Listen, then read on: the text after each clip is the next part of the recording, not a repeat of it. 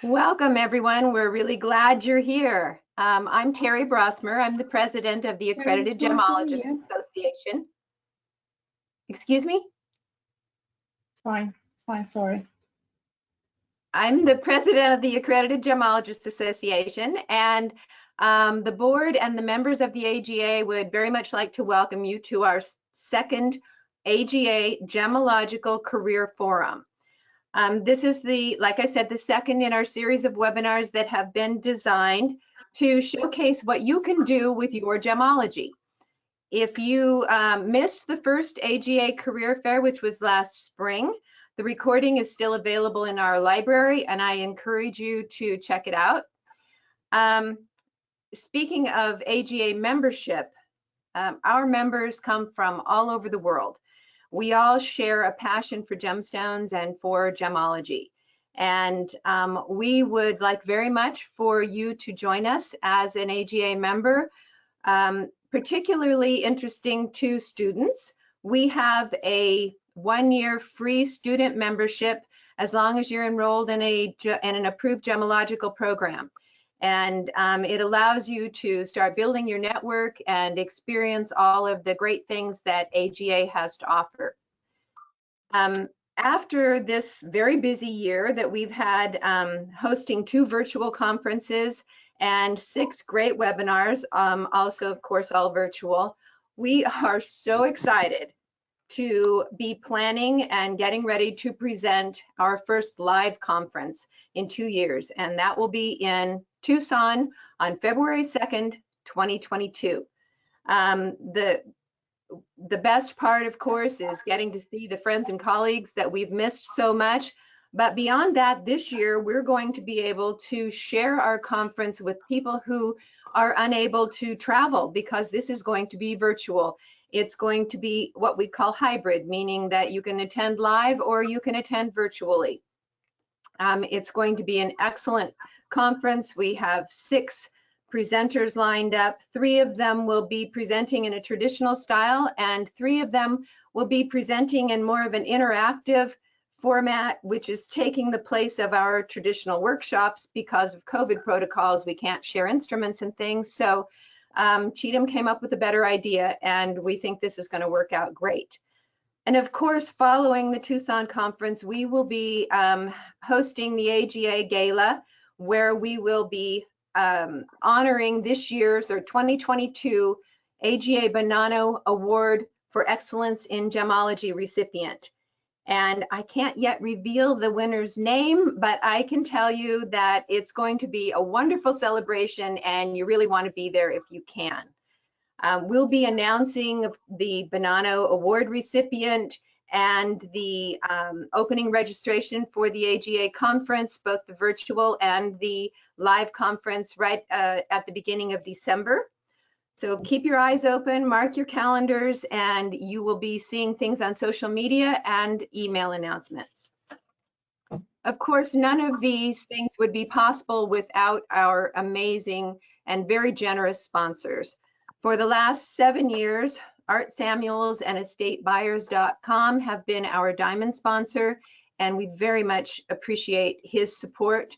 We also greatly appreciate this repeat sponsorship from Heritage Auctions at the Ruby level, and also our sponsors at the Emerald level, the American Society of Appraisers and the Canadian Gemological Association. All of these groups and individuals have been very generous, and we would appreciate if you would use their services whenever you can. Take advantage of them. We also have an open call for sponsorship for 2022. Email me with any questions, and I will be happy to talk to you about it. My email is in the chat box. For today's webinar, it's all about research gemology. And working as a research gemologist has been one of those areas of the industry that has always fascinated me. I'm very interested in what our highly successful research gemologists can share with us today. So now I'm going to turn this over to Cheatham Lele.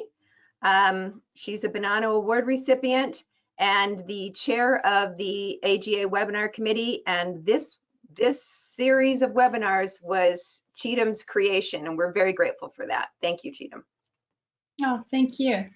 And hello, everybody. It's so nice to be back with another career forum. I'm really excited about this because this is all about gemological research, why we like gemology so much, and we have great speakers, literally an international forum. Wim and Billy are joining us from Bangkok, so it is practically midnight there.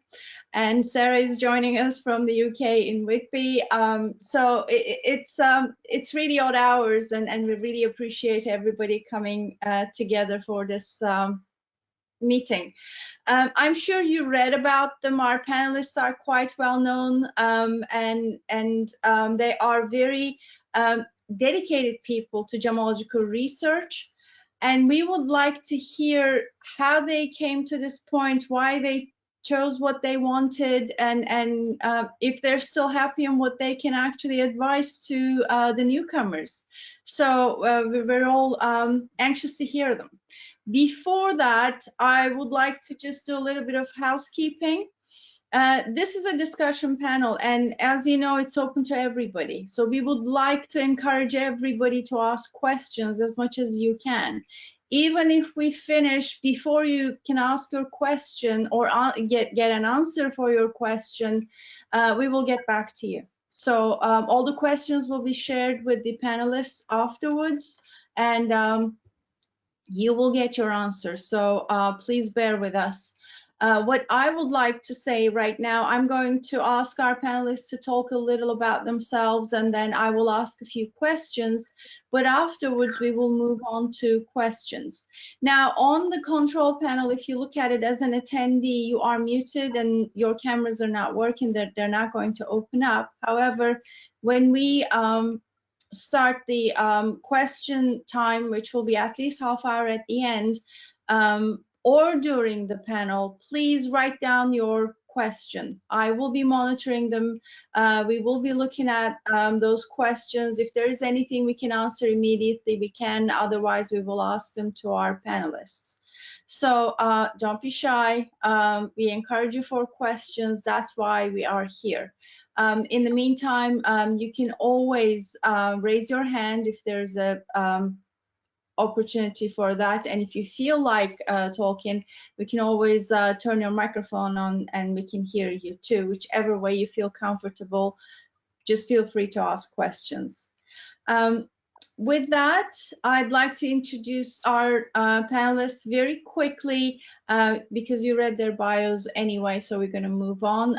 We have Billy Hughes from Lotus Gemology in Bangkok.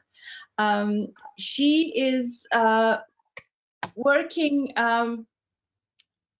in many areas of research gemology, obviously working in a research gemological lab and doing her research and publications are great, but she's also an awarded photographer. So she has a niche in the area that she's working with gemology, and I would call it a love affair with inclusions, I guess. Then we have Sarah Steele from Whitby. Her life is dedicated to jet. I think she was born with it. She didn't just leave it there as a love affair with the gemstone, but she's into research of it from historical point of view, into lapidary of it, and also how it is tested and understood by gemologists. And now she's about to complete her PhD on that, right? Maybe you can talk about that a little bit more, Sarah, later on. And then we have Wim Vertrees from GIA Bangkok Lab. He is the head of the field gemology also, I believe, and working in the research lab and getting out and collecting all sorts of specimens for research is the most exciting part. I feel that way, but I'm sure Wim will tell us more about what he does and how he got into this. So I'm going to stop talking, and I'm going to go literally by alphabetical order as I introduce them and ask them a little introduction from themselves. So let's start with Yibli. Hi, thanks for having me today. So as Cheetah mentioned, I am a gemologist at Lotus Gemology here in Bangkok. And we're a laboratory that's a little unusual because we specialize only in colored stones, so we don't test diamonds. But Bangkok is the perfect place to be if you test colored stones, especially ruby and sapphire, which is our specialty. And so I have been involved in and I'm interested in all kinds of aspects of gemology, so both working in the field and in the lab. And as Cheetah mentioned, my particular passion is photomicrography, so I love taking pictures of the inclusions that I see through the microscope. Thank you. Sarah? Okay, well, I wasn't quite born with jet, but I did discover it at 7 when I came to Whitby on holiday with my parents. And really that was an obsession, the beginning of a lifelong love affair with this material. I've been cutting it commercially as a lapidary since I was 11. I began my business then, just selling to friends and family, and that's something that's also continued. I did a degree in geology in the late 1980s at Durham. At that time, it was very much geared up to leading us into a career in hydrocarbon gemology, so oil and gas and coal from a British perspective at that time, which obviously has very much changed now. And I left education when I graduated, had my 3 children in 4 years. Still carried on cutting the stones, but really concentrated on the family at that time. And then I decided that really the vocation to research jet was strong, and I really wanted to go back and do something academic with it. What had annoyed me was all the gemological literature out there on jet, as I saw it as a geologist and as somebody that works it as a practitioner, was incorrect. So I approached the GEMA and said, you know, I'm a geologist, I've been working this material commercially for 20 years, why is your information wrong? And they said, well, we respect you as an earth scientist, but you're not a gemologist. You know, gem texts are written by gemologists. So I basically went away and signed up to their gemology diploma, finished that, did the diamond diploma as well, and naively thought this would be job done. I just write something, everybody will accept it, you know, it will be out there. And obviously, how naive was I? And they basically said to me, you need to go away and find a unique spectrum for jet, then people will listen to you. So I've just spent the last 10 years really trying to do that. And as somebody that's, you know, not lab-based in the north of England, how do you go about finding a spectrum of anything? So that's been the problem that I've had. I spent 3 or 4 years trying to speak on the gem circuit, to publish articles in, you know, gems and jewelry and magazines. Did that, and eventually I found a British university that was interested in my research, because I really wanted this to be a peer-reviewed paper essentially on the material. But there's another problem, because by that stage I was considered the world expert in jet, and to do a PhD at a British university you need a mentor that knows more on the subject than you do yourself. There was nobody in earth sciences that knows anything about jet, so I've had to go out of discipline. So I'm now doing a PhD as an archaeologist, and I would class what I'm doing as, you know, a large part of it is archaeogemology, thanks to Cheetham coining the term. So I'm now in the 3rd year of my PhD at Durham. Great, thank you. Wim, let's hear about you. So yeah, my name's Wim. I'm originally graduated as a geologist. Again, like Sarah, same story as Sarah, with a very different direction in mind than what I actually went. The initial goal was to go into metal exploration, so that's all driven by gold. But by the time I was graduating, the gold price was at an all-time low. So nobody was motivated to hire a geologist from Belgium, which is a country with not a truly great geology tradition in metal exploration. So I had to look elsewhere. So after about a year, I decided to take the step and move to Bangkok, where I was able to start as assistant field gemologist at GIS Field Gemology, department, where they had been looking for someone who could do work in the lab and in the field with a geology background. I initially planned to do that for 6 months, but I think now we're at 6 years, and I haven't looked back. So yeah, I work in the field gemology department. Field gemology is a field it's not really well defined. Everyone has their own opinion on it, on what it really covers. But for me, it's really, roughly, you could say everything that happens to stones before cutting. That includes geological formation of gemstones, rough trading, mining, formation of gemstone deposits, rough trading, how do stones get from the actual mine into the international circuit. Treatment is a big part as well. And a lot of that is not really well documented. So a lot of my research goes into documenting that, but also academic level studies of geological environments, of gem forming processes, but also heat treatment experiments, description of localities, historical reviews of literature of those localities, and updating that with new methods together with the GIA research department.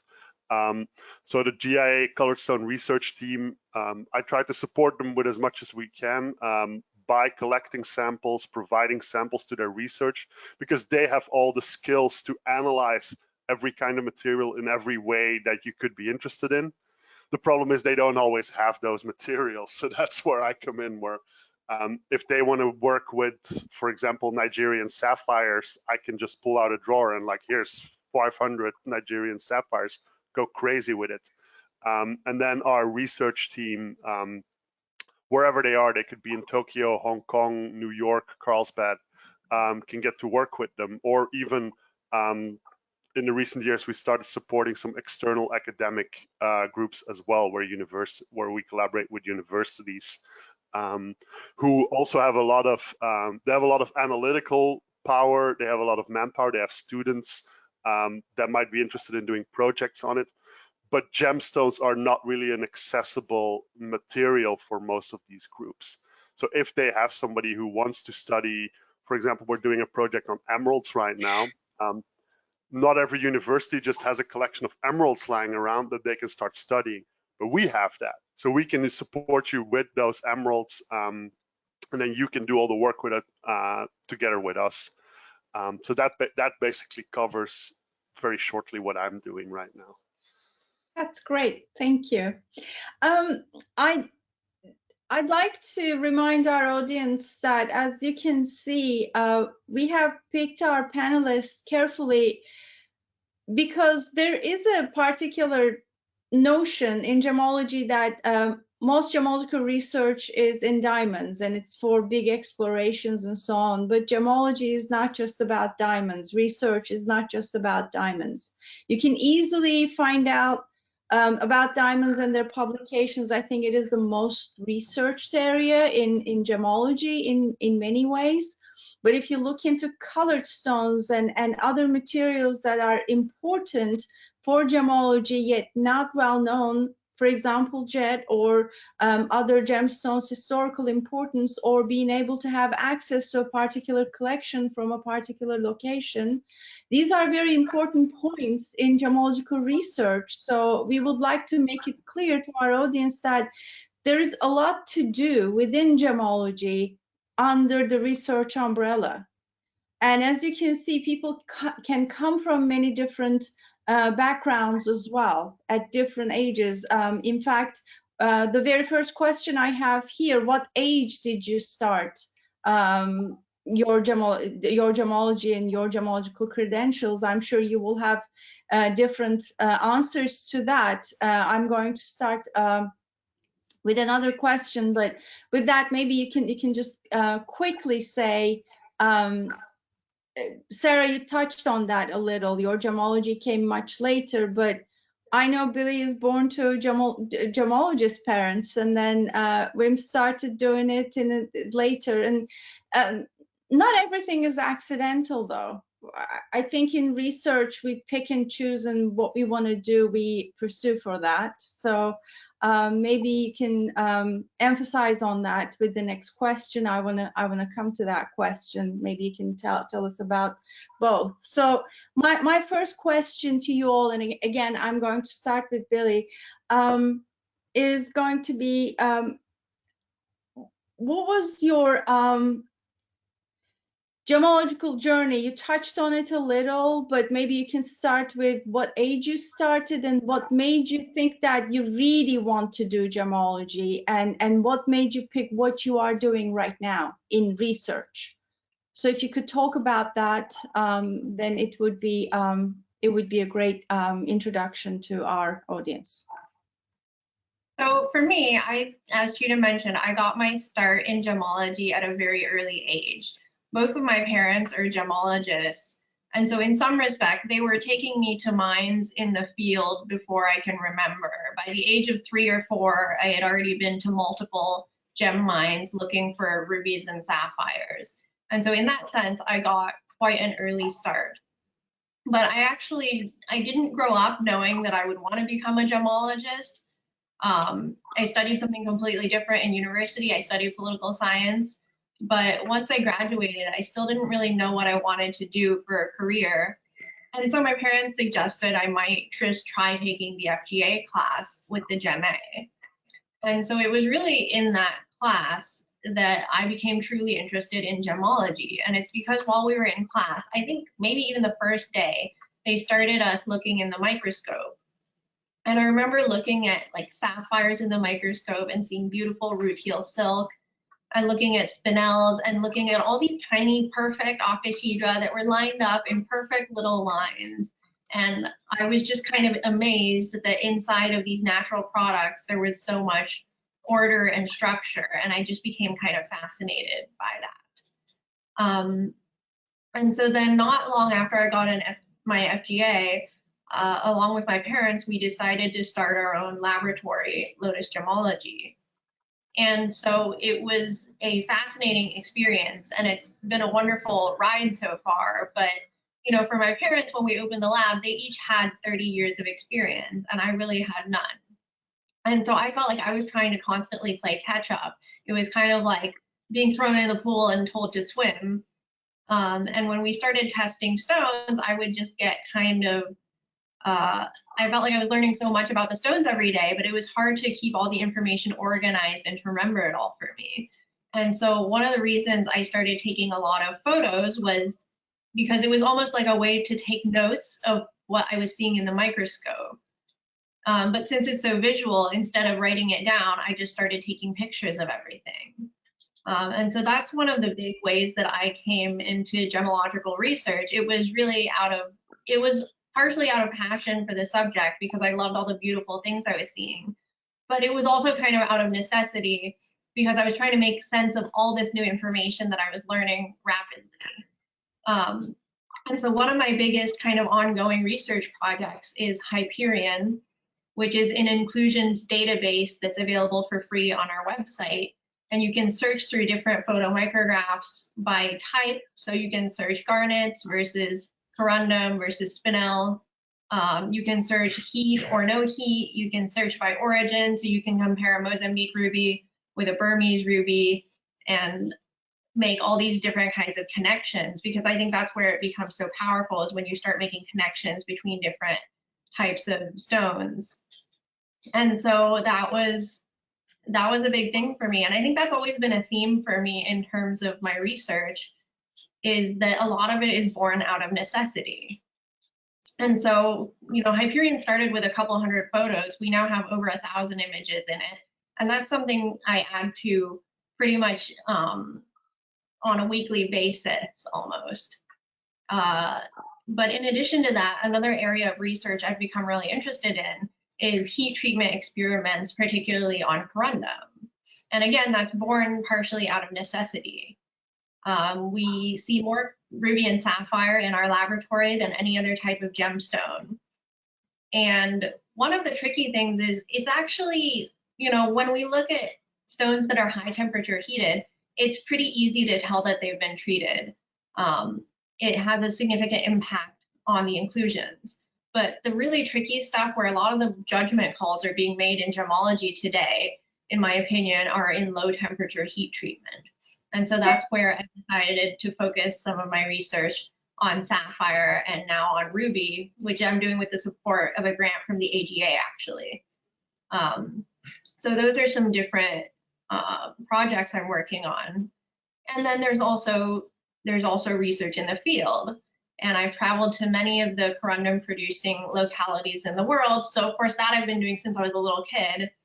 And not so much during COVID times, but before that we did used to try to go to almost all the major deposits in the world. Because of course, as a laboratory, it's important, like Wim mentioned, to build up our sample collection. And so, yeah, I would say a major theme for me is that a lot of it has been born out of necessity as well as out of passion for the subject.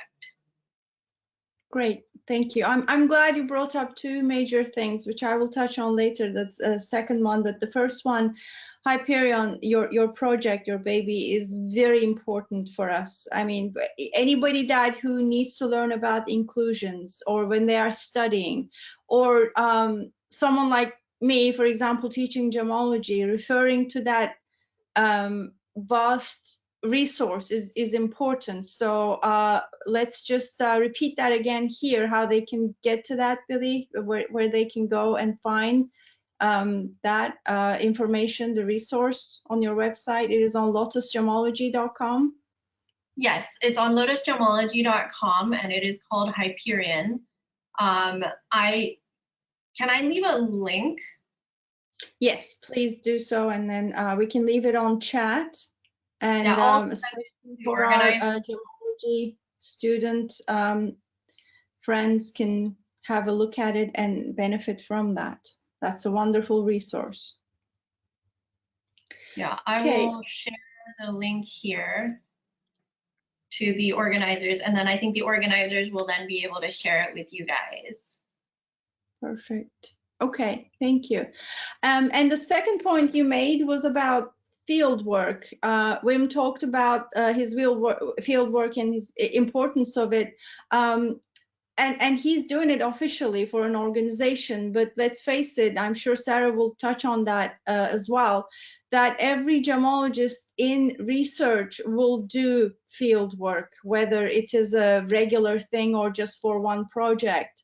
But field work is important for us. We cannot just sit in a lab and do what we need to do, or in an appraisal office or in a small classroom and testing gems. That doesn't make you a research gemologist. The moment you get into research, then you start doing field gemology. So maybe you can, that's a great touch on that. You mentioned that. Maybe Sarah can a little bit more talk about it a bit more. So same question to you, Sarah.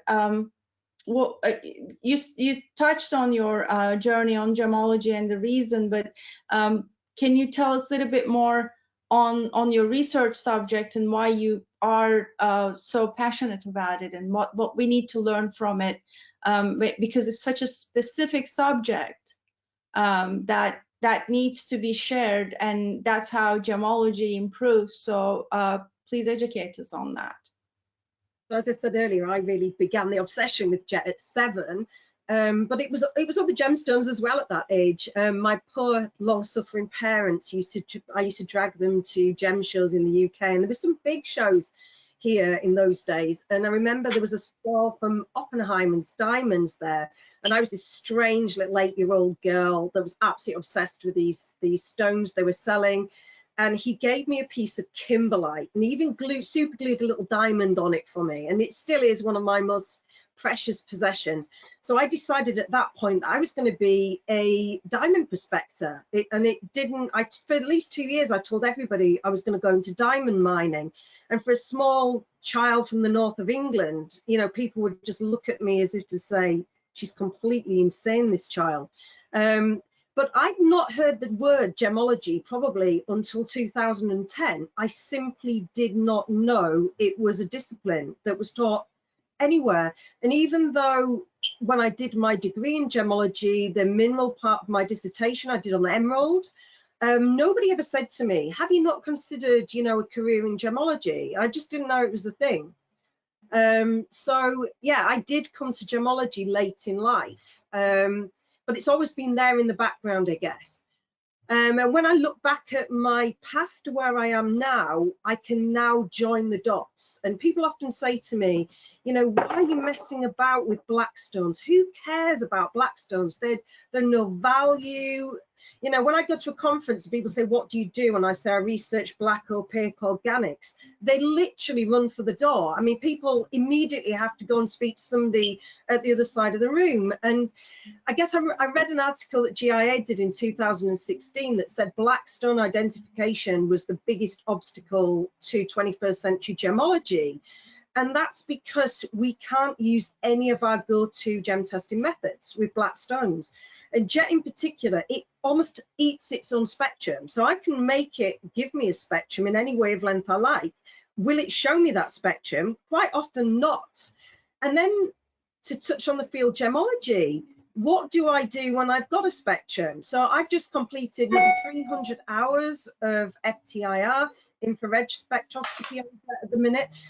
And what I have is an amazing set of spectrums, but there are no databases for these black stones to use to identify them. So a spectrum is only as good as the database you have, you know, and constantly at conferences in the bar, it's always in the bar, somebody will say to me, just send it to a lab, Sarah, just zap it with Ramon. Well, okay, you zap a gemstone with Ramon. If you have no database, that tells you absolutely nothing. And the most important gemological discoveries I have discovered to date, I have found here with my eye and my loop. You do not need to be lab-based to make an amazing gemological discovery. You can do it in your own living room if you have the stones and you have the time and the inclination to do it. So my research is looking for a new methodology for the identification of black gemstones. Particularly jet, particularly carbonaceous materials, because that's what I see in the archaeological record. But what is exciting to the university I'm at is that I'm bringing a practitioner's eye to this problem. So they've never thought to ask before somebody that works this material commercially how they identify it. And I think in gemology it's been the same really, that, you know, that instead of going to a black stone specialist, somebody that cuts it, and there are 6 communities left on earth that work these materials as a way of life, all of us do this every single day for our living. What we do is we identify black stones, and we do it using visual techniques, which gemology is founded on. But of course, gemology wants spectrums. So I'm trying to sort of bring some of the visual techniques back into gemology, create a new nomenclature system for these materials, because the term jet covers probably 40 different species currently, and the English language doesn't even have terminology to describe some of the materials. Just for example, in the Russian language, there are 12 different terms to identify the materials that they consider jet. They all translate into English as one word, jet. And then, of course, I need to form the databases that we can base, that the labs will be able to use to identify these materials going on. And to do that, there's a large percentage of field gemology involved. So all the testing that's done prior to me coming along has been based on 1 or 2 samples. That's not scientific. They haven't been collected in a scientific method. So I need to go into the field and I need to be sure that I have collected those samples. I know exactly what strata, what horizons they're from, that they are indeed what I say they are, because there's a saying in gemology, only God and the miner knows for sure what the material is, and the miner is always suspect. So there are very few people on earth I trust to get jet samples from. So, you know, it does involve me going further afield in the world to collect these samples, but at least then I know that the database that I'm basing my research on will have been scientifically collected. Great, thank you. How about you, Wim? That's any particular point that you wanna tell us about your passion and why you got into that particular point. Yeah, as opposed to Billy and Sarah, I did not get passionate about gemstones at the age of 7 or younger. In fact, until I was 24, I didn't know that ruby was red and sapphire was blue. So that's not something they really teach in a geology degree. However, I did in my last semester at university, I did take a small class on gemstones to show you how small it is. They only teach it every 2 years. It's taught actually at another university than the one I studied, but we had like an exchange possibility with them. So it's every 2 years at another university, taught by a guest professor. That was a guest professor from HRD Antwerp. So I think that was like 8 Fridays that we were able to go to the HRD lab in Antwerp and look at stones there and learn about stones. Obviously, HRD Antwerp, it's very diamond focused. So even there, I didn't know that much. I didn't learn that much about colored stones. Like I knew that people wore tourmalines as jewelry.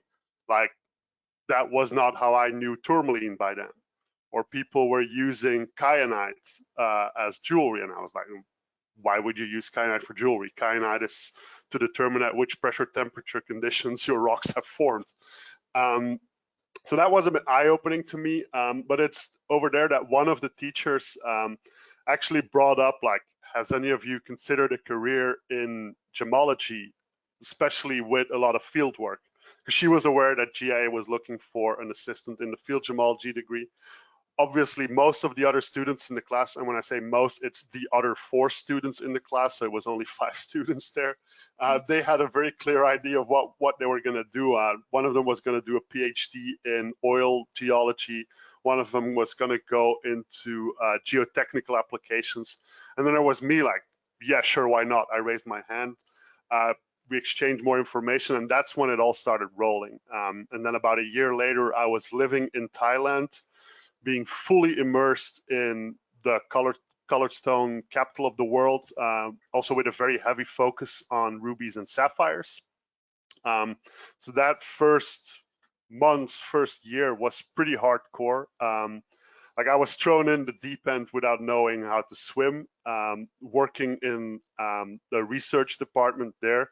So a lot of studying, a lot of reading. I think I was in the lab 6 days a week, and on day 7 I was studying for either my GIA graduate gemology degree or for my FGA diploma. So that was pretty intense, but it was extremely rewarding because I was in Bangkok, so I was exposed to gemstones everywhere I went. Like I would go out to a social event and I would run into people like Billy, who are like-minded people, and like made a lot of friends within that community. And even now, like we go out and we have to, like we go out to a restaurant for dinner and we have to tell the waiter, like, please hold the appetizers because we're still looking at stones in the plates and we need this white neutral background first. So please hold with the appetizers. Just because like you're so fully immersed in that environment, you learn so much and you learn way more than you could actually do from a book. But then obviously the research that I do is, it's not, I'm very free to choose topics that I want to focus on, but that is obviously lines set by GIA. I mean, GIA is there to protect the gem and jewelry industry and consumer. So there are obviously more pressing matters than others.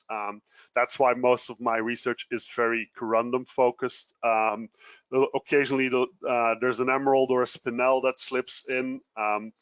I have colleagues that focus on other problems. I have colleagues working very heavily on alexandrite, on Padparadscha sapphire, on Paraíba tourmaline, but that is very often a little bit locality driven as well, because certain markets pose different challenges. For example, Paraíba is probably one of the most important gemstones in Japan, in the Japanese market, same for Padparadscha. So it makes sense that the gemologists working in that lab have more of an inclination towards working with those kind of materials, because if they can answer those questions, it will make their life a lot easier. That's why being in Bangkok with that is the Ruby Sapphire trading capital of the world. A lot of the questions that we get coming up in the Bangkok lab are very Ruby and Sapphire based. So that's why we just do more research on it, because our team is more motivated to work on it, because it would make their life a lot easier if they can, same like Billy mentioned, like if you can identify all these low temperature treatments, which you see daily, but like you're not 100% sure about it. If you're able to motivate yourself for that kind of research, it just goes way easier when you have to deal with that problem every day. So the projects I'm working on are extremely diverse. I think right now I'm working on several projects. The ones very research-based, I think it goes from like more of a historical description and going through records and creating more records of stories that are gonna be lost, but should be preserved. And then I'm mainly talking about the heat treatment scene, because a lot of the heat treatment in Ruby and Sapphire has been developed over the last 50 years. So a lot of those pioneers are at the end of their career and are at a stage where they are willing to discuss all the controversies that happened, because honestly, they don't care anymore. They're at this point in life where, sure, if I can tell you my story. So that's one point of the research that I'm doing. But on the other hand, I am looking into some of the criteria that are important for geological formation of Ruby and Sapphire. Because while they are probably some of the most important colored gemstones, we know virtually nothing about Ruby and Sapphire formation in a geological context. So there's a lot of questions to be answered there. And I think the point I want to stress is there are so many questions that need to be answered that it is actually very easy to go down one path and keep going, while there are still a million other possibilities to go for. But that freedom of like, which direction do I want to go, which techniques I want to sample, which gem I want to work on, which question on this gem do I want to try and answer, that gives you such a variety of topics that you can work on, but also such a variety of techniques, disciplines that you can borrow knowledge from, that you can actually lean on. Like you can go very heavily into photomicrography, but like if you want to do inclusion work, like you can dedicate your entire research career to studying one particular inclusion, or you can keep it very broad and like, I just want to describe this diversity of inclusions, which is equally valuable. So there's this wide diversity, this range of questions that needs to be asked is what's really attractive in gemology, because gemological research is it's really in its baby shoes, especially when you consider colored stone research gemology. I think diamond has made more steps there in certain directions. I think colored stones is, in some aspects, colored stones is more advanced than diamonds, especially when you talk about synthetic detection. But in other fields, it is not as technical, it is not as advanced, which means that there is so much ground uncovered. Disrespectfully, you could call it, there's a lot of low-hanging fruit to pick, but that's less true every month, because there are so many people exploring it and there's so many things being done. But that wide variety is what makes it really interesting to pursue colored stone gemological research. That's great. Thank you.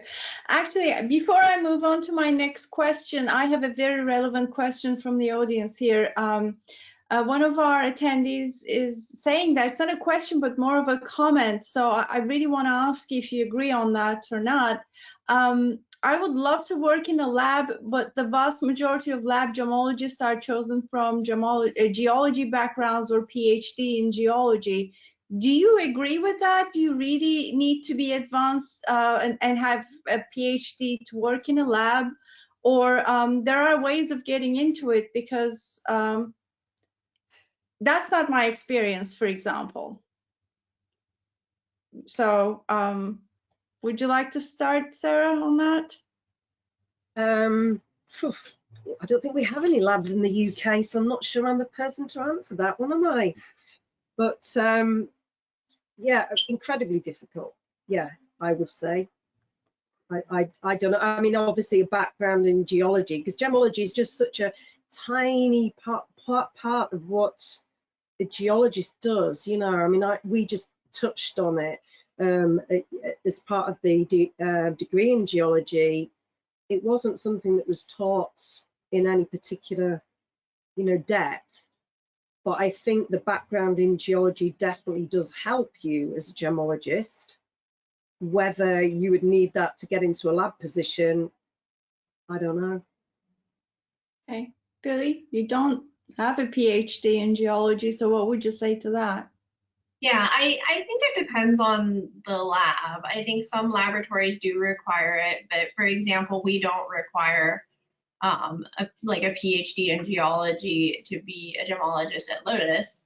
And of course, as I said, I didn't actually study this field in university. I kind of learned about it later when I took the FGA.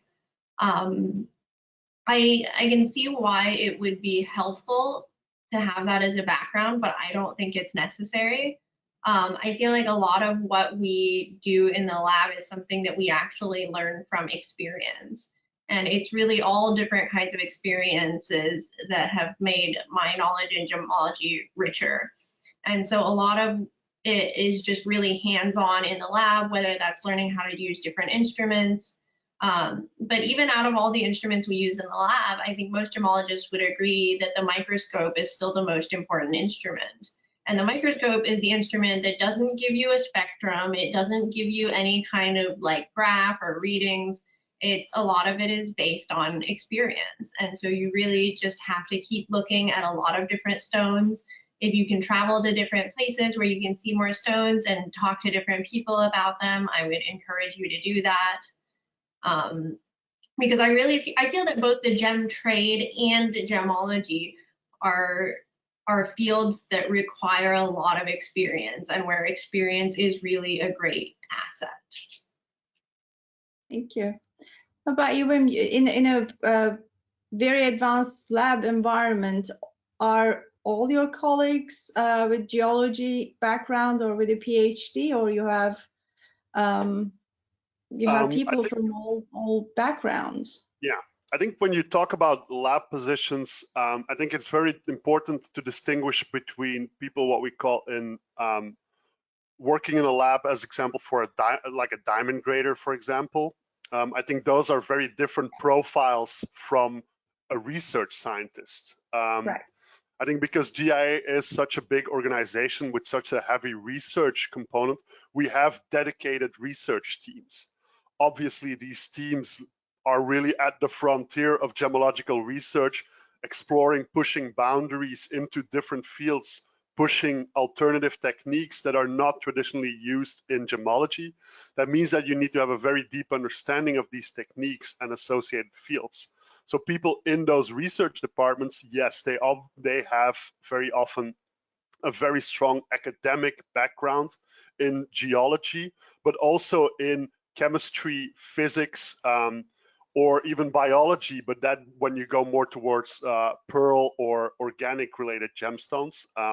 So I think in our pearl team, most of the people actually have a biology or a biochemistry background, because that research goes more in towards DNA analysis nowadays and things like that. So that's obviously, let's call it pretty hardcore science. So you have to have a strong scientific background there. However, working in a lab does not all include that. I think in the colored stone lab, there's a lot of people working in the identification lab, the colored stone lab, that come in through that diamond grading field. I think the most important thing is getting in to be exposed to that community. Like Billy said, be in touch with it, be around all of it. And I think, I mean, if you look at it, the easiest way to get in at GIA would probably be as a diamond grader position, because there are so many. But if you show the talent, if you show the inclination, it's pretty easy to move to that identification department. I know in the California labs, most people do have an earth science background. But I think in the Bangkok lab where I'm based, the people from the identification department, I think there's only 2 out of 15 that have an earth science background. most of them have a background in chemistry, or since it's based in Thailand, where there's a very deep gem culture. I mean, there are dedicated studies for gem and jewelry at university here. So a lot of them come from that background, but that is like a blend of sciences, but also history, lapidary. But yeah, I think being exposed to all of it will lead you to it. I think some of the greatest research gemologists that we know nowadays, they never went through any formal or academic training. So don't let that hold you back. I think most important is exposure. You can grow into it because, like Billy said, experience is critical. So I think often, very times when people put out job advertisements, they ask like, you need this degree or equivalent by experience. And I think that equivalent by experience is extremely valuable in a gemological context. Because I think in a lot of other disciplines, in a lot of other industries, they just put it there to put something. But I think in gemology, it really holds true. Somebody who's looked at stones for 5 years will know this material in and out.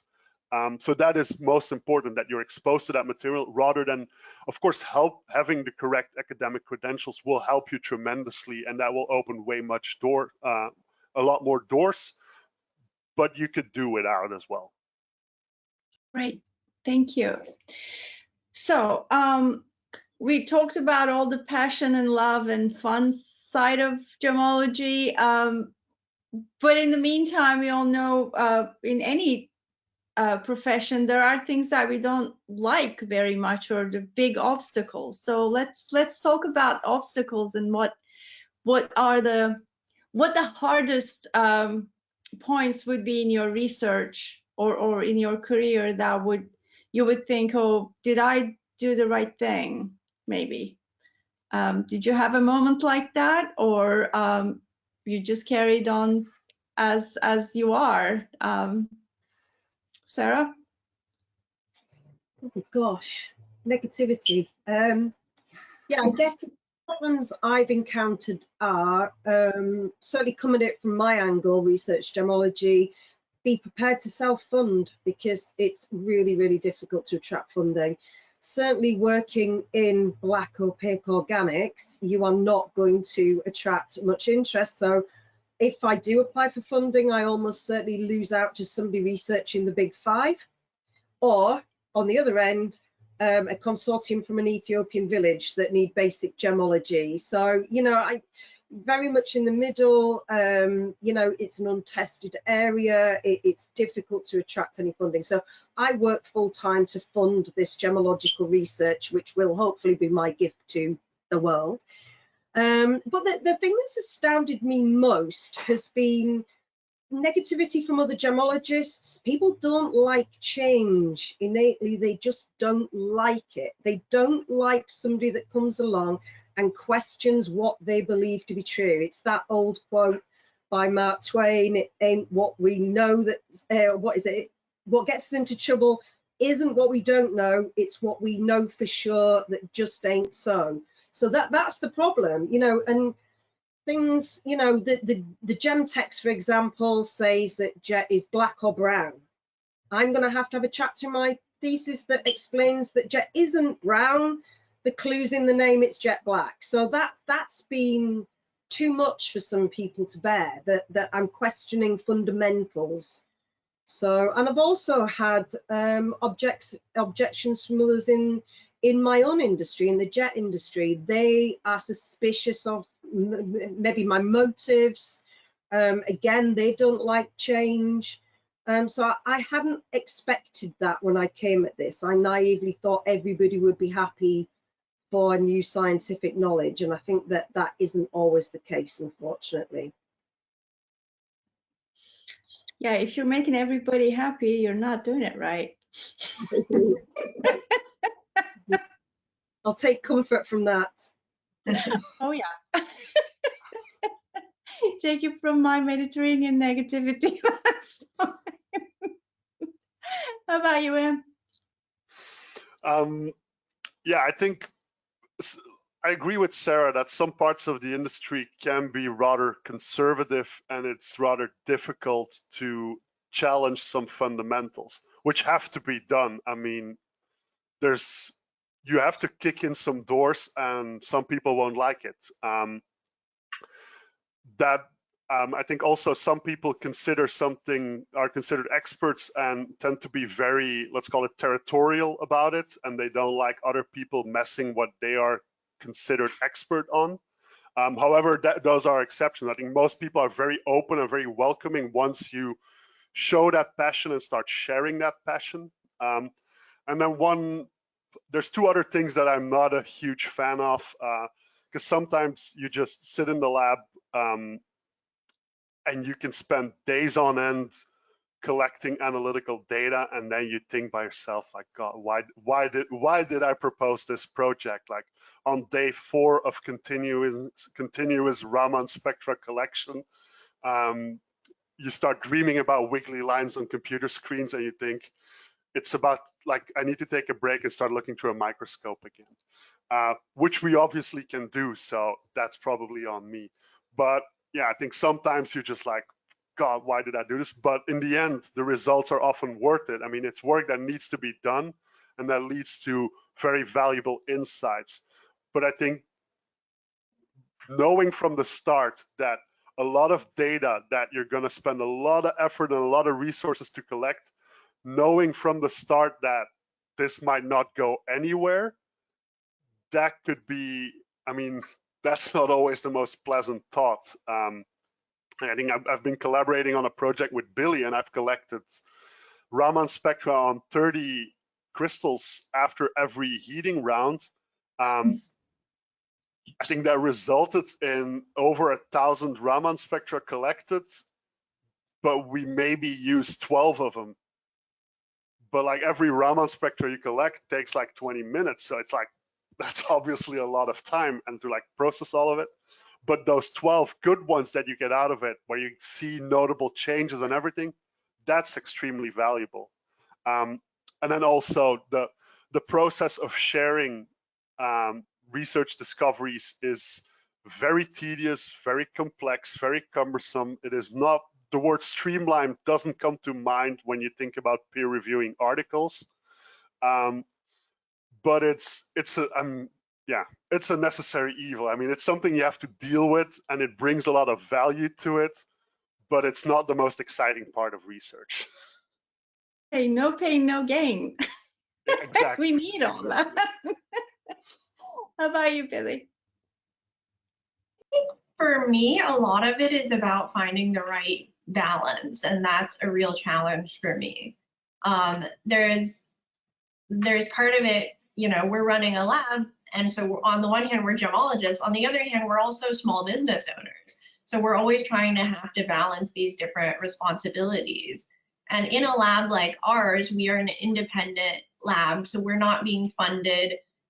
We're not being funded by like a government organization or anything like that. We're self-funded. And so that means that an important part of our work is what we call production, which means testing the stones that clients submit to make reports. And that is the bulk of our work, and that is what funds everything else. And so it's really important for us to do that work in order to generate revenue and to make our, you know, fulfill that need in the market. But at the same time, in the longer term, it's important for us to continue to do research and learn new things about gemology. But research, for example, that's not paying your bills this month. And so you really need to balance these different aspects of the work in gemology. At the same time, I feel really fortunate that I get to do both. I know that some gemologists either focus a lot more on research or a lot more on production work, and they don't get to do as much of the other thing. And I think it's really made my work a lot stronger to be able to do both. Because when I'm testing stones for production, I can think about, oh, okay, I saw this in a stone that I heated myself. And that really gives you a greater understanding of what you're seeing in a client's stone if you've done heat treatment experiments yourself. At the same time, when you're doing research, I think it gives you a little bit of focus because you know, okay, these are the challenges that are really facing gemologists today on a day-to-day basis, and this is what I want to focus my research on. And so it is a challenge, but I think it also overall has made our work stronger in the long run. Great, thank you. Well, we have exactly half hour right now, and I'd like to remind all our attendees to ask questions as much as possible, especially from our student attendees or anybody who's considering a career in gemology. Please feel free to ask, type your question in or raise your hand so we can open your microphone so we can ask questions to our panelists. I already have one coming here. Here we go. Okay, to all of you, whomever would like to pick this, which pathways do you suggest that the students can follow to learn about advanced gem testing after they have completed their basic gemology? Come on, the brave ones. Well, I think that's a pretty complex field. I think that's really a field where gemology is developing very rapidly, but a lot of that hasn't filtered through to education. So I think right now there's very little formal education that can bring that, where you can get that kind of knowledge. It is coming through to workshops and things like that. So I think you really have to find individual conferences, trade shows where these workshops are offered. I think there are very little classes where you can actually take that, because let's face it, the majority of people with a gemology degree do not have any intention or interest to study those advanced analytical techniques, let alone use them. But that, I mean, that perception is changing as well, where people are aware that you need to understand that. So I think in the curriculum of the most common GEM programs, gemology programs, you'll see that coming up. But I think to have that practical experience, you'll have to rely on workshops for now, or get that in different fields, like for example in a more academically focused field, from a geology degree, from a chemistry degree, or be able to gain that experience firsthand by working in a laboratory and doing it yourself. Any of you would like to comment on that? Sarah, Billy? Yeah, so I guess I can only speak from a GEMA perspective, but obviously you just touch on these methods in their gemological training. And then from my experience, although I knew I desperately needed access to a lab to do the research, when I actually got that access and they pointed and said, there's the, that's the XRD and that's the FTIR and that's the SEM, I'm shoved in there and thinking, oh, my goodness, what do I do with it? Because you've no idea, and it is hands-on lab experience, I guess, at the end of the day. And then obviously the other problem is, once you've got your spectrum, how do you read it? We don't teach student gemologists these skills, and it would be ridiculous to do that really if they don't need it.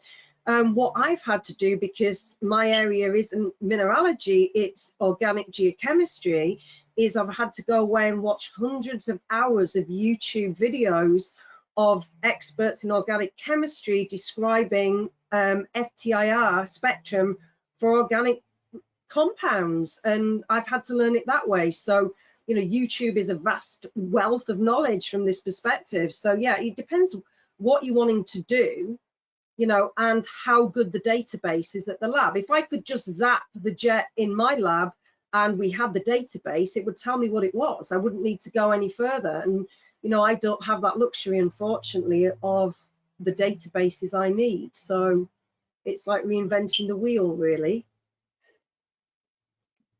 I think that's a very important part. Oh, sorry, go for it, Billy. I was going to say the same thing. I think Sarah's brought up a few really important points. From my own experience, I was kind of surprised when I finished my studies of gemology. I did the FGA, and then I did a 1-month class on treatments and synthetics. And so much of what I had studied in gemology class was focusing on identifying different types of gems and synthetics. And then when I got into the lab, I realized that 99% of our clients already knew what type of gemstone they were submitting when they brought it. And what they were really concerned about was definitely treatment and origin. And that was something that most classes don't teach very much, or as Wim mentioned, they may be taught in short workshops, but it's not the focus of any long-term studies. And so again, so much of that went back to experience. And it was the same thing for learning how to use advanced equipment. I kind of, like for myself, I kind of just had to learn by doing it in the lab. And I think Sarah said something that's so important, which is that it's not enough to just learn how to run the instrument. It's also the interpretation of the data that is so important. And I think this is something that is a real misconception. I talk to many clients sometimes that think that you just get some kind of machine and you put the stone in the machine, press a button, and it just gives you some kind of an answer. And it's actually quite far from the truth. And so much of whether we're getting accurate results depends on whether we know how to accurately interpret the data that we're getting. And so I'm really glad you brought up that point. Yeah, I want to echo that what Billy said, that like there is no black box. You really need to fully understand what your instrument is doing, what the limitations are, what the capacities are, because chemical analysis, there is no such thing. You need to use a specific technique that's going to work under specific conditions for a very specific range with a very specific accuracy and a very specific detection limit, and you can use that to get your chemical analysis. There's a reason it's called advanced instrumentology. If you thought the spectroscope was complex, boy, do I have a surprise for you when you start with FTIR spectroscopy. Well, getting back to the basics, the question was basically where to learn these. Experience is the key, but people need a starting point. So I think from where I stand, I think it depends on where you are as well. For example, if you are in the UK, Birmingham. In Birmingham, they offer this degree program, and they actually teach certain advanced instruments. Sarah, correct me if I'm wrong. Yeah, so no, you're correct. And BCU bringing their research degrees online as well, that's going to make it a lot easier for anybody in the UK to make that leap. Right. And then I believe SSCF does certain advanced technology classes, maybe short workshops, but there's definitely a value in that, so that you are introduced to these instruments at least. Also, I believe certain labs would offer certain programs that maybe an internship or a scholarship program or a research program. So that's one of those things that people should think about, because I have another question here, and that would be a direct answer to that. I believe this person is from Birmingham, because they're saying that it's I'm doing a BSc degree in gemology in the UK. What advice would you give me as I'm wanting to go into research? I think looking for research programs and applications for within gemological labs, because there are many different programs that are offered as scholarships or other opportunities for newcomers, or maybe going into an advanced degree like a master's program, at least would give you the starting point for your research. And that would be a good opening into a lab later on. But it really is depending on where you are and what kind of research you can do. And I'm sure this panel actually shows the importance of how international this subject is. So you really need to open up and look at other countries and what they do in different labs and what they offer. That I would strongly suggest again. Yeah, I just want to take this time to at GIA, we actually do have a research internship program. I think right now it's paused because of COVID, but I believe that we're picking it up in 2022 again, where we actually offer people who study in a field related to gemology and given the opportunity to come work in the GIA Colored Stone or Diamond Research Department for, I believe, a period up to 3 months and work on a specific research project right there at the GIA laboratory. So keep an eye out on that program. Maybe I'll see if I can find the link, because we've had a number of students that went through that from backgrounds in geology, earth sciences, I believe, life sciences as well, focused more on organics and pearls, and then physics and chemistry as well. Perfect. You just answered another question without asking it. Thank you very much. Let me see. Okay. I have a lot of questions here. Let me read one more.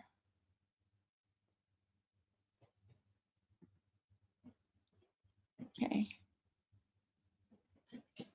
I think this will be relevant to you more than anybody else, Billy, because you're more on the running a lab point of view. We have a question asking, with the increasing trade and consumer awareness and demand for unheated, untreated materials, do you see an increasing requirement for trained lab personnel? Do we see an increasing requirement? Increasing requirement for trained lab staff? I guess it depends, because like for us, actually, we're looking to hire a gemologist right now. And I mean, for example, we're looking at different, some people have more experience, some have less experience, but I think what's really important in addition to experience is also to really see an enthusiasm and passion for the subject. But there's definitely a demand from the market. Again, as I mentioned earlier, it's not just about identifying the stone. Generally, that's kind of pretty minor for what we do. Most of our focus is on treatment and origin identification. But it's hard for me to compare because I don't know how that compares to like 20 years ago, for example. But from what I know, I do think that it's more and more important to be able to identify treatments and origins. And I think that's just where there's a real demand. There is such a premium paid today for an untreated stone that has just become really important. At the same time, some of this is also, it's not always the most advanced techniques that are important. One of the issues that I see really frequently in terms of treatment is the issue of oiling, which a lot of people know that emeralds are oiled, and many people don't realize that all kinds of stones can be oiled, whether it's tourmaline or garnet or spinel or ruby. And some of the treatments may be more advanced. I know sometimes we might rely on FTIR to detect oil, but sometimes we also just rely on the hot point, and that can be a very effective tool. And so it's not always the most complicated equipment or methods that are important in terms of our testing. And I think that's important to remember too. I think people have heard so much about these advanced instruments. As I said, the most important tool is still the microscope, and that's really a more classic gemological tool. Right. Yeah. So again, it's down to experience, but you're looking for a gemologist. That might answer the question for the Oscar. Let me see. Yeah, I think like Billy said, I think it's important that you learn to walk before you try to run. Yeah. But also I think right now in a lab environment, since you're trying to answer questions, both in a lab and a research environment, like that are more complex than people with traditional training cannot answer the questions themselves. So that's why they come to a lab. So the more tools you have in your pocket, the more instruments you've mastered, the more techniques you've mastered, the more experience you have, the more possible solutions you have to the questions that are asked for you. And quite often, very simple techniques with very extensive experience can answer your questions. But for some problems, you need to be able to apply other techniques, other analytical techniques like FTIR spectroscopy, like trace element chemistry, or at least use those to back up your initial basic observation or observations made with basic tools. So I think it's just about widening that whole spectrum of potential solutions that you can apply. But very often, a lot of problems can be solved with experience and with the very simple techniques. Great. Now, I'm going to ask a very basic question, but it's very important because I can see many questions coming to that related to that. But I need to sort out a little electrical issue here. So when I disappear, I'm not being rude to you. Just I'm going to ask a question and you can start. The question is coming from me, just to answer a few things. Doesn't matter what background you came from, you decided to move on to gemology. So what steps did you actually follow? You know, the level of what course did you pick? How long did you take? Just to get to starting point, because I always look at a gemological diploma as a starting point. So what are your advice in terms of which degree to take, which diploma or course you go, or do you suggest all of them? Short answers, but just to guide people who are coming from different backgrounds into gemology. Thank you. Billy, you want to start with that? For me, I took the FGA and I took it at GIT here in Thailand, where they run it as an accelerated course. So I actually did the whole thing in about 6 or 7 months, which is a little bit fast. But I feel like I learned a lot from it. But like Cheatham said, it's really a foundation to build upon. You don't finish these courses and then feel like you know everything about gemology. And of course, I still don't feel like I know everything about gemology. It's something where we're learning more every day. After I took the FGA, I also took a 1-month treatments and synthetics class, which is at AIGS here in Bangkok. And that was really interesting too. And again, I don't think that there are a lot of classes available around the world that discuss treatments in particular. But even in just a few weeks, you're just getting the very, very basics. And so those are the courses I've taken, and I would recommend them both. But it may depend on what you're interested in. Thank you. Sarah? So I did the FGA and the DGA. I did them both in the quickest time, but I did them both distance learning because I work full time as well. I found them interesting. I found them, as a geologist, obviously it gives you, you've already got a lot of the knowledge there, but it's also, funnily enough, more geologists fail the practical exam, I think, than anybody else, because the thing with gemology compared with geology is gemology is very much a taught technique. Geologists are taught to use their eye, to use visual identification techniques, and it's really difficult to switch that off and literally just get 5 bits of kit, do 5 tests and look at it up in a chart at the end and say it's a scapolite. So that can be quite tricky for a geologist to get used to not using, you know, what they're trained to do. But yeah, that was my route through geology, gemology. Thank you. Wim? I actually started working at GIA without a background in gemology because they were looking for someone with a geology background. So that was my way in. But within my first months, I was able to get gemological degrees while working at the lab. So after hours, I did the GIAGG, so the Graduate Gemologist Program in distance education. I think the distance education offers you a lot of flexibility in terms of how long you want to spread it. I think you can spread it out over, I think, up to like 6 years or something. And even then you can extend it. But I pushed all of that through in like, I think 7 months or something. And at the same time, I started the FGA class in distance education. So there's the Accelerated Foundation Program. So I think normally in distance education, it's 2 years, 1 + 1. So I did the foundation accelerated, so that was 6 months, and then another year for the actual diploma degree. But I want to make the note that your gemological degree is really your starting point. The way that I saw it was, it's a very good introduction to the world of gemology, at least for me, because it was a total unknown to me. Like, I didn't know that people cared about tourmaline or that you could treat ruby or sapphire. So that was all new for me during those classes. And I think actually the way to approach it is, those classes, your gemological training does not give you any answers, but it gives you the basis to ask the right questions to whoever you want to ask them to.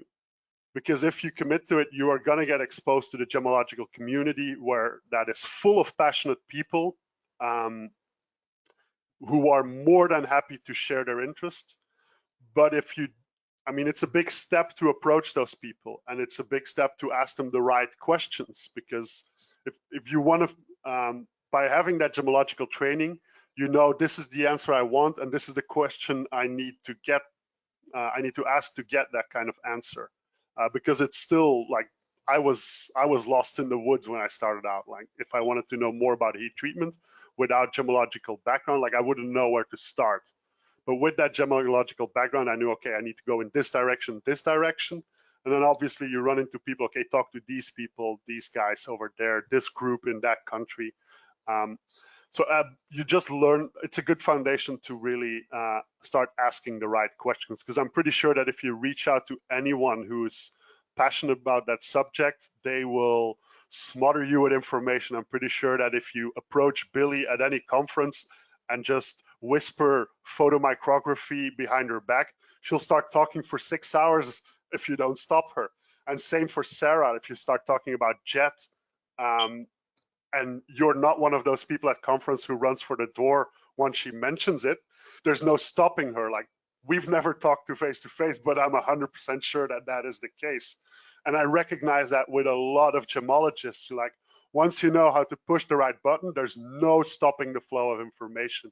And by having that gemological training, you know which question to ask that will trigger that cascade of information coming towards you.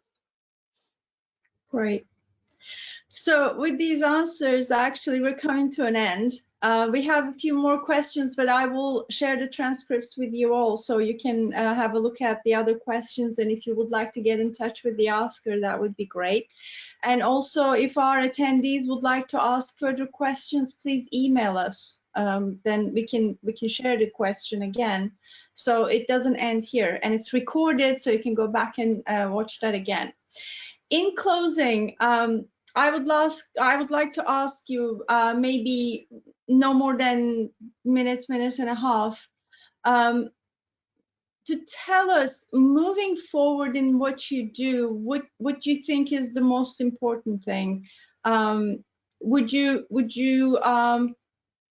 stay in what you do just by staying in the lab and just looking at your stones and you know, writing something, or would you do a lot more than that? What would you recommend people after their education, after settling in somewhere, what else they can do in order to improve? And if there's anything else that you would like to add to today's discussion, that would be great, and then we will conclude it. Sarah, shall we start with you? That's a tricky one. I don't know. I just think the advice I would give would be that if you can find a niche, do it. I think it helps to focus on one specific area. It's such a broad subject, isn't it, gemology, that, you know, where do you go? And some areas, you know, that need really advanced knowledge, like we were saying earlier about diamonds or whatever. There are so many gemstones out there that have not been researched in any depth. You know, they might be something really quite mundane, something like jet that nobody cares about, but there are great gemological advances to be made, and gemology is such a young science, and I think that's why it's so exciting that, you know, we live in a time as gemologists where you can go to a conference and it's like, you know, I always say to people, if I was an evolutionary biologist and I could get Darwin on the phone to ask a question, we have those fathers and mothers of gemology still here with us now, and I could email Jim Shigley, or I could phone Alan Hodgkinson, or speak to Chidam Lule about archaeogemology. And not many scientists have that privilege to be able to talk to some of the founding members. So it is a really exciting time. Go to the conferences, speak to everybody. Like we're saying, people are more than happy to talk about their research, and that's fantastic. So yeah, just keep plodding along and try and find a niche. Thank you. Billy? Yeah, I agree with what Sarah has said. I think it's about kind of putting yourself out there and putting your work out there. And I think the advice about a niche is good advice. And I think, yeah, you can put your work out there in a variety of ways. So sometimes that may mean if you want to, if you're really interested in a topic and you have something to share, maybe you should give a talk about it or do a webinar about it. Or maybe you should write that into a paper and share that so other people can read it. I think it's really important in our field to be sharing your knowledge and sharing information and any new insights with other gemologists, so everybody in the community can be learning together, because that's one of the really interesting things about gemology is it is kind of still in its infancy, and there's still just so much out there to learn that can benefit others. And so I feel that if people share their own insights and knowledge, of course, they'll become better known for it, but it also benefits everybody else in the community. Thank you. Wim? Yeah, I just want to echo that 100%. I think joining the community, both through more formal organizations like AGA memberships or alumni groups, but also there's a lot of informal groups. There are very active communities on social media. Join those. I think it's especially at those informal moments that you learn most. I think most of the education that I got, that I use in my research, I did not get from gemological education or from training or reading books. It is from talking to people during dinner, during lunch break, during conference breaks, because that's when you have time to connect with people, really join that community, show your passion, share your passion, and receive a lot back. So I think really joining that community in whatever way you can. And right now there's so much online possibilities, but I think nothing beats the in-person connections that you can make at conferences, for example. But it doesn't stop at the conference. There again, that is a start. You start that relationship there and you expand it from there. And that's when you're really going to learn from the experts and where they really share their insights. So join the communities. Yeah. Great, thank you. And that's the message as AGA we would like to put out, because networking is the key. In the end, gemology is all about people, not just about gems. So we really need to come together and talk about gemstones and gemology and share our passion. It's all about sharing. So for that, in-person conferences, we are really looking forward to that. And not AGA, there are many other groups like that, as we mentioned. We just love doing that. And I don't remember a single moment that I would approach to a gemologist and being disappointed about it.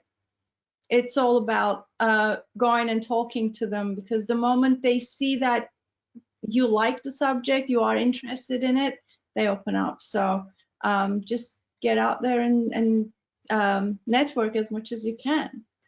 And with that, I'd like to thank you all. This was a great panel. Thank you for your time. Thank you for joining us, especially such a late evening from Bangkok. And I'd like to also, I have a question here about recording. The recording will be available to all attendees. I think Terry will emphasize that in a few minutes, but with all that, I'd like to say thank you to everybody and leave it with Terry.